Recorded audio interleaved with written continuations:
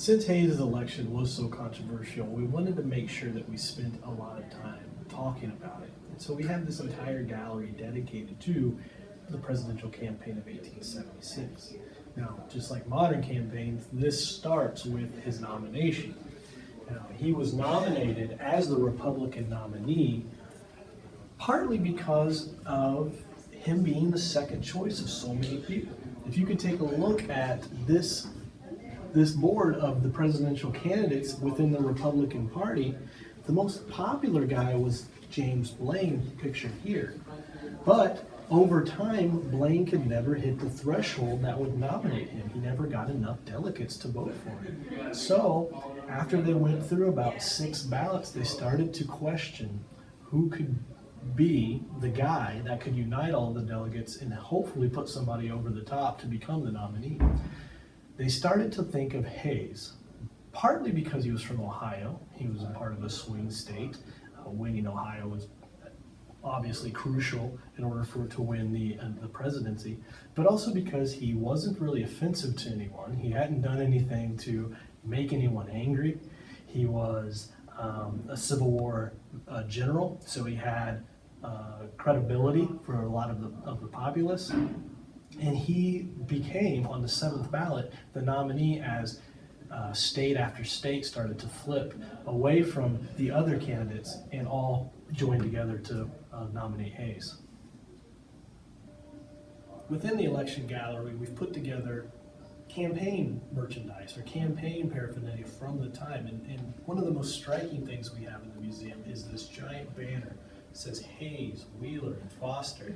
Hayes, of course, being the presidential candidate's name went first. William Wheeler was his vice presidential candidate from New York. And Foster was Charles Foster, who was running for Congress in Hayes' district. Now, within the campaign, just as in campaigns today, we have positive and we have negative advertising. And this broadside here really highlights both going on at the same time.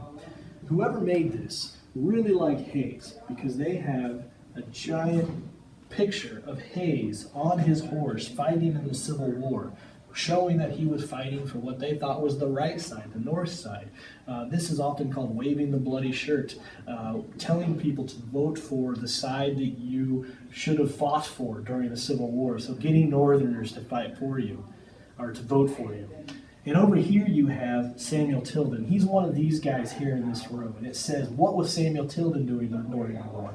Well, he was hanging out with a bunch of guys in New York, a bunch of drunk guys that didn't like Abraham Lincoln, basically. So you can see we have a very positive image of Hayes and a very negative image of Samuel Tilden. Samuel Tilden, however, for his record was actually pretty upright, especially when it comes to things like reform.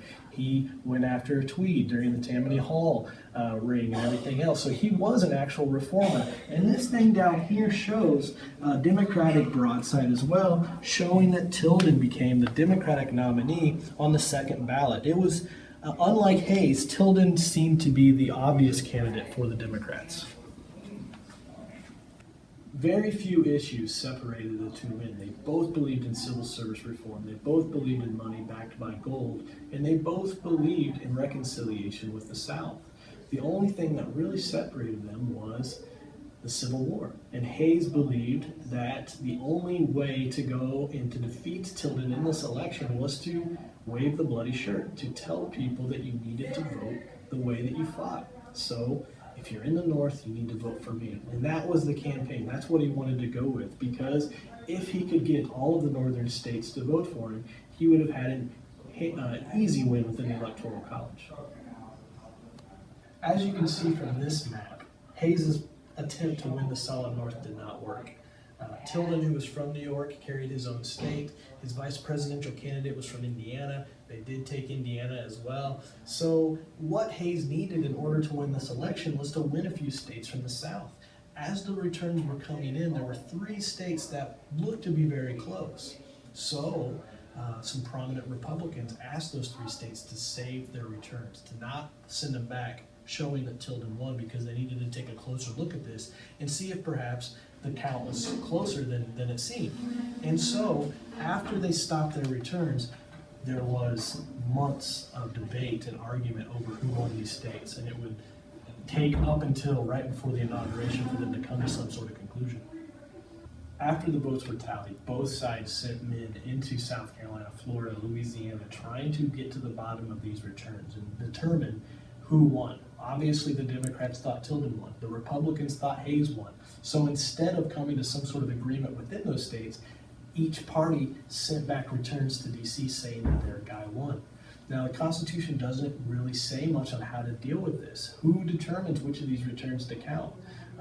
The Constitution says that the Vice President is the one that determines, or at least verifies, the results, but doesn't say much if they've got two different results in front of them.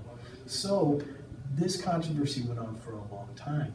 As you can see from the result down here, for the first time in American history, the guy that won the popular vote would lose the electoral vote. And although Hayes won the popular vote after all of these counting by 250,000 votes, he would actually win the electoral vote by 1. While they were trying to determine who won this election, they decided to appoint an electoral commission. The only time in American history that this happened. Using members of the House of Representatives, members of the Senate, members of the Supreme Court, they tried to find a bipartisan group of 15 men that could determine each of these returns. 7 Democrats, 7 Republicans, and that swing vote was going to be an independent. They chose for this independent a guy named David Davis, who was on the Supreme Court. However, he was then appointed a senator spot in Illinois. So when he joined the Senate as a Democrat, he decided that he was no longer that swing vote. So he resigned from the Electoral Commission, and they filled it with a guy named Bradley, who then became the swing vote. Well, Justice Bradley, although he was somewhat moderate, was a Republican. So as they went throughout the different days, as they were trying to determine who won each of these states, and they were counting up the votes, they would go to the commission. And in each instance, the commission would vote 8-7 for Hayes, as the Republicans had the swing vote within the commission. So Hayes was declared the winner of the election. Now, there were obviously some very upset Democrats. Republicans were concerned about the tenuous way upon which Hayes became president, but nonetheless, the controversy was resolved. Hayes became president, and he had his inauguration just like anyone else. Now, although he took an initial oath of office in the Red Room of the White House, he had his big inauguration party just like every other president. And we have put together this big display. We have a picture of Hayes taking his oath of office there on that stage. And we have the things from that actual inauguration, which is really neat that we still have these things. We have the Bible that he put his hand on. And reports say that after he took his oath of office, he took the Bible and then kissed it. We have the chair that he sat in while he was waiting to take his oath of office. We also have over here the piece of the wood from the stage he stood on while he took his oath of office. They took that, after they took the stage apart, they took the piece of wood he stood on, they turned it into a plaque, and they gave it to him here. A real interesting thing that we put together for the campaign gallery is this voting rights wall. And it's really neat because if you think of the top of the walls, 100% of the people that live in the United States at any one time, we have this really interesting line graph that goes over the years up until Hayes becomes president in 1876, and you keep going when women get the right to vote in 1920. And it shows how more and more people get the right to vote. And at the bottom here in this white area, we have the people that actually decided to exercise their right to vote over time.